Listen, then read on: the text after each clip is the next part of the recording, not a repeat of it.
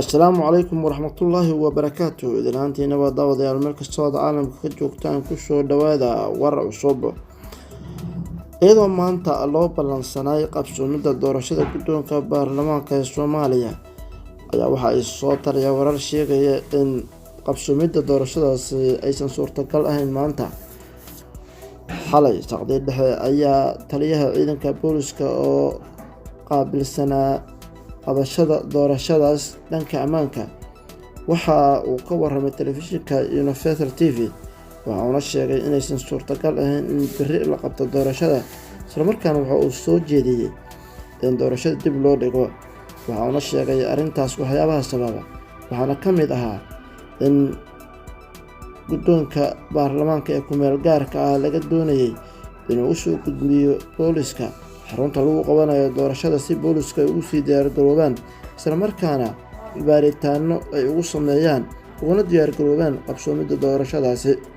sidoo kale taliyaha booliska Taliya Xijaar ayaa waxa uu sheegay in waxyaabaha laga doonaya guddoonka baarlamaanka ay ahayd in uu usii gudbiyo magacyada xildhibaanada kasoo qaybgalaya doorashada, dadka la dooranayo ee musharaxiinta ah, marti sharafta iyo weliba shaqaalaha baarlamaanka ee hawsha kala wada.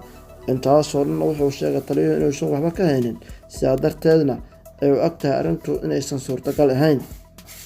haddaba taliyaha markuu hadlay ka dambe ayaa waxaa soo baxda warqad wiiftaa oo ka timiday xafiiska wasiirka amniga ee inta badan warqadihiisu aysan shaqaynin. waxa uuna sheegay in uu shaqadii ka joojiyey Taliya Xijaar.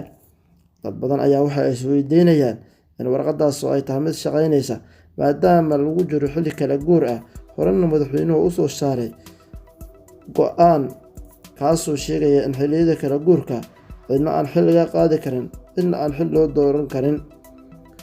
sidoo kale wasiirka amniga ayaa waxaa la sheegay in uu shalay warbixin uu saxaafadda la wadaagay ay ahayd mid been abuur ah, maadaama Taliya Xijaar oo shalay hadlay isaguna oo sheegay in waxaasi wax kama jiraan ay tahay, isla markaana lagu been abuurtay. doorashadan isdiidan ayaa sidoo kale xalay waxaa dhacay shir ay yeesheen guddigii ku-meel gaarka ah ee doorashada. waxa ayna shaaciyeen in ay muhiim tahay in xildhibaanada lagu soo kala doorto Ceelwaq iyo Gedo laga joojiyo imaatinka baarlamaanka. sidaa darteed waxaan ka codsanaynaa inaad la wadaagto asxaabtaada oo aad sii sheegarayso commentiga aad nagula wadaagto, balse aad u aragto arrinkan socda halka uu biyo dhigan doono. like-tana ha naga hilmaamin. waa mahadsantihiin daawashadiina. waddankan u soo duceeya maadaama lagu jiro bil barakaysan. waa mahadsantihiin.